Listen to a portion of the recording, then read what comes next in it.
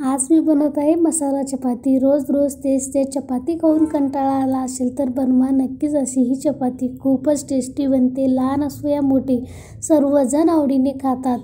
मी लक्ष्मी, माझ्या रेसिपीमध्ये तुम्हा सर्वांचं खूप खूप स्वागत आहे। मी येथे गव्हाचं पीठ आधीच मळून ठेवलेले होते। बारीक कांदा कट करून घेतलेला आहे, लाल तिखट, त्याबरोबर मीठ, थोडंसं गरम मसाला, थोडंसं जिरे पूड व तेल, कोथिंबीर सर्व मी आधीच सावरून ठेवलेले आहे, म्हणजे करायला पटकन जमेल। आता येथे एक चपातीचा गोळा मी येथे बनवून घेतलेला आहे। त्याला सर्वात आधी थोडंसं लाटून घ्यायचं आहे। तुम्हाला कोणत्या आकारात बनवायचं आहे तुम्ही बनवू शकता, गोलच असं काही नाही।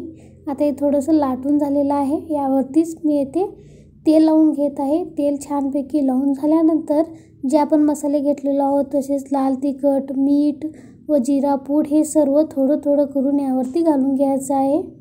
जर तुम्ही लहान बाळासाठी बनवत असाल तर याचं प्रमाण थोडा कमी करावे, मोठ्यांसाठी चालेल। आता हे सर्व घालून घेतलेलं आहे। त्याबरोबर कोथिंबीर देखील घालत आहे। तुम्ही या ठिकाणी मेथीची भाजी देखील वापरू शकता। आता जे कांदा बारीक कट करून घेतलेला आहे ते घालून घेत आहे। कांदा जास्ती होईल तितकं बारीक कट करून घ्यायचं आहे, म्हणजे आपल्याला लाटायला इझी होईल।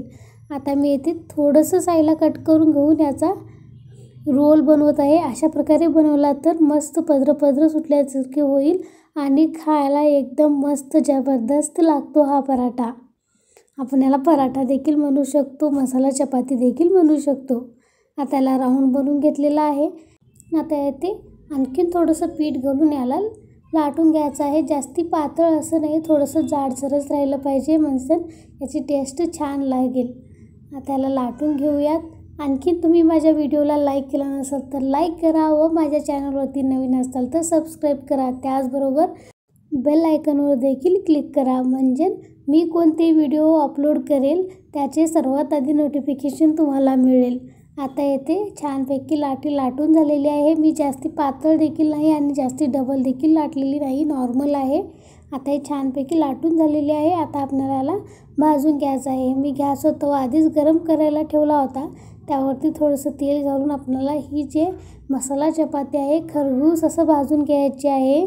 मीडियम फ्लेमवर आपल्याला थोडं वेळ जास्ती लागेल, पण अशाप्रमाणे जर भाजलं तर याची टेस्ट दुप्पट होईल। आता या प्रमाणात मी त्याला भाजून घेत आहे। मस्त खरपूस भाजून झालेला आहे, बघू शकता। अशा प्रकारे मी आणखीन एक पराठा भाजून घेत आहे। मस्त पराठा बनतो। तर माझी ही रेसिपी कशी वाटली कमेंटमध्ये नक्की सांगा। आवडल्यास चॅनलला लाईक, शेअर, सबस्क्राईब करा।